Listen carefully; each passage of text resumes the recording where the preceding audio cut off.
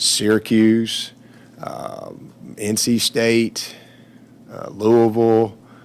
Where else did we go? Virginia Tech. I see his mom and dad at every game, and he has not made one of those trips with us. But yet his mom and dad has still they traveled to Syracuse. They live in Columbia, so you know. I see his mom and dad with their number 29 jerseys on, standing there with all the families as the buses come in.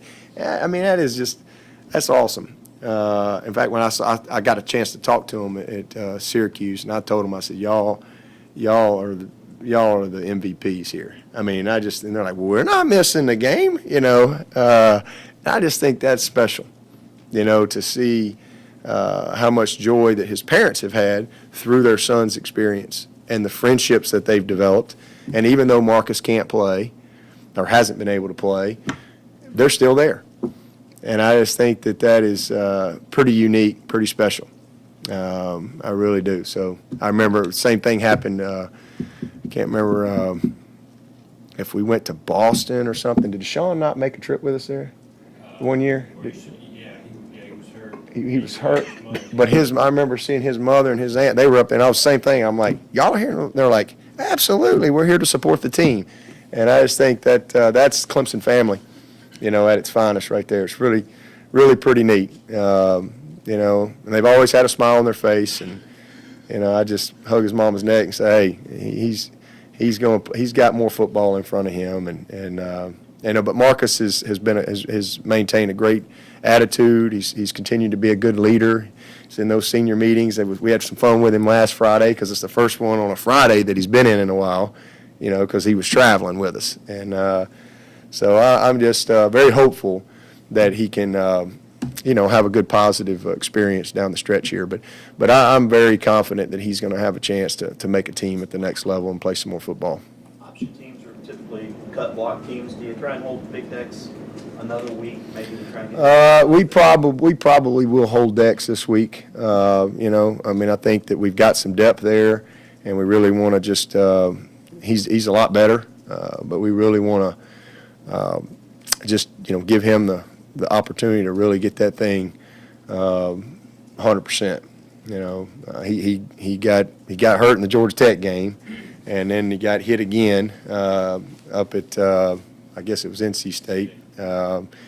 So you know, this past week was great for him, and I think this week as well, especially with how Albert played and Jabril should be able to really jump in there and play hard as well. And Sterling and Niles, those guys, you know, I think they'll do a good job for us, but definitely plan on holding decks this week. Speaking of that, Albert Huggins' play last Saturday, what do you think about Albert and his development since he's got Clemson? Well, it's been a slow process, and it's just really a matter of him, you know, becoming a day in and day out guy, just being consistent. Albert's, you know, when he first got here, it was just kind of transitioning and learning how to play, learning a new position. Really wish we could have redshirted him, to be honest with you. But you know, and then it was just more maturity. You know, I mean, having the mindset that it takes to show up every day and compete. You know, and you know that's really is what it has taken for him. You know, just consistency.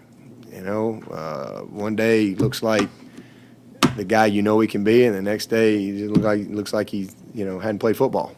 And so that's kind of where it's been for him. You know, just very inconsistent with his energy and his effort. And you know, when you're in a very competitive situation, those are things that matter. I mean, you know, you're not entitled. And so I think just the maturation has been the biggest thing for him. But you know, we saw some things this past spring, him just kind of getting a little bit more serious about being a great football player and not just being a guy that's got all these gifts. He's got the tools. He's got everything he needs from a tool standpoint. But you got to have the right mindset. And it's just taken a little while for him to really develop that and buy into that. And, you know, but there's no question he can do it. And I was really proud of him because I'm, you know, really it really came more from his teammates last week. His teammates really challenged him in a big way. Dexter, Christian, all those guys, they really challenged him, knowing that, hey, you know, you're going to have to step up and play. I mean, and it matters to all of us, you know. And I was just really pleased with him, and because just his effort, his energy, his focus. He was very focused, and that's what it takes. And so hopefully that's a big shot in the arm for him, you know, moving forward, and confidence too, you know, that he can do it. And when you put the work in, and when you are coachable and those type of things, you know, it'll pay off for you. So 'cause it's not a question of ability with him. He's got all the ability in the world. So that I was very, very encouraged, and hopefully like I said, that'll be something that can really give him that wind in his sails moving forward as he goes through his career. A couple of Christian Wilkins questions for you, Coach. How does he balance all that personality and the outgoing style with knowing when it's time to lock in and be serious? I mean, that's just who he is, so he doesn't know anything any different. That's just what he's always done. I've been around a lot of guys that are like him, that are you know, they've got big personalities, and they like to have fun. They're very engaging. They're very interested in a million things. You know, football is just a small part. I mean, like, that's a small part of career, and it's like important, and nobody works harder.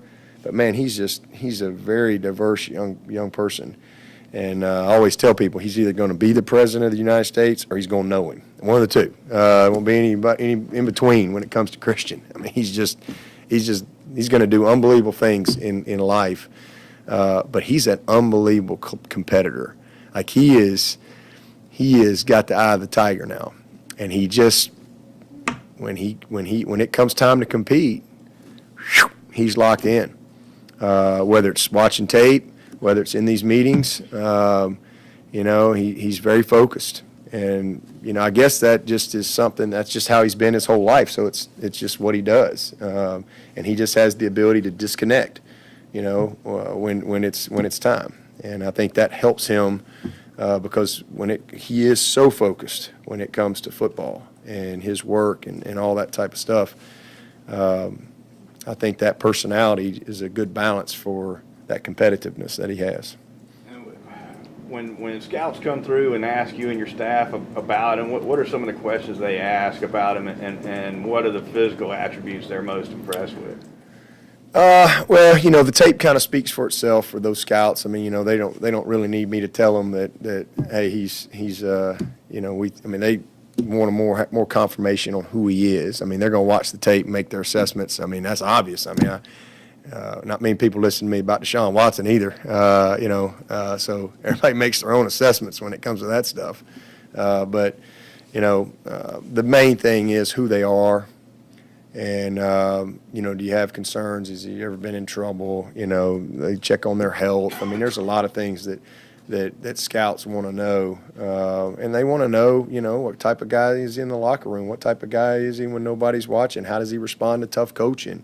I mean, there's a long list of things that you get into conversations about these guys that have opportunities to play at the next level. But he's easy to talk about. I mean, he's easy. But what they love about him is his size and athleticism, his diversity. I mean, you're talking about a guy who played All-American, made All-American at the end. But he's a D tackle. So he's incredibly athletic. He's flexible. He's high energy. He's a very smart, instinctive football player. 3-4 or 4-3 won't matter. No, he can play in anything you want him to play. You know, he's still a work in progress. He's still not, you know, strength-wise where he will continue. I mean, he's still developing his strength. I mean, he's just a natural guy. You know, I mean, everything comes easy to him. You know, just he's fun to be around. He's a great leader. So I think all of those things they love about him, and then the fact that he's been a very productive player for he's come to Clemson. He's been here 3 years. He's going on 3 ACC championship appearances. He's been in 2 national championship games. He's played against elite talent. and he's been very productive. And he's a high-energy guy. So, I mean, there's a lot to like about Christian. How are carries distributed in the game? Do you go and say, we want to get this guy the ball? Is it more of the game flow of the game and one guy gets hot? Is it more of just the reads on the option? All the above. Those are great answers. I hate to use your answers to the question, but yeah, I mean, there's a lot of times you got run calls and the ball gets thrown, or the read, changes the decision. So those are things that you don't really control. And then sometimes it's the flow of the game. Sometimes it's, all right, you got this series and it was a two-play series, or it was a 3 and out. So, I mean, there's a lot of things, and sometimes you have long drives and you have opportunity to sub guys a little bit more. There's a lot of things that go into it. But we keep a touch chart, and that's something that we try to, be cognizant of. I mean, we want to make sure that our playmakers are touching the ball, and something that, especially as you kind of climb that mountain, and it gets tighter and tighter, if you're going to win it, you got to get the ball to the guys that have a chance to make elite plays in elite situations. Back to Citadel, do you have to remind your team, or do you remind them 2 years ago they went into Columbia and shoot up the clock and walk out of there with a win? Absolutely, because these guys, they don't know. They don't pay. Yeah, we better remind them. Because I promise you, you don't have many people in here coming to say, hey, Coach, did you know this happened? No. They're just on to the next game. It's just these guys in this room, they are just next game, next opponent. It's Monday. It's what we do. It's Tuesday. It's what we do. They don't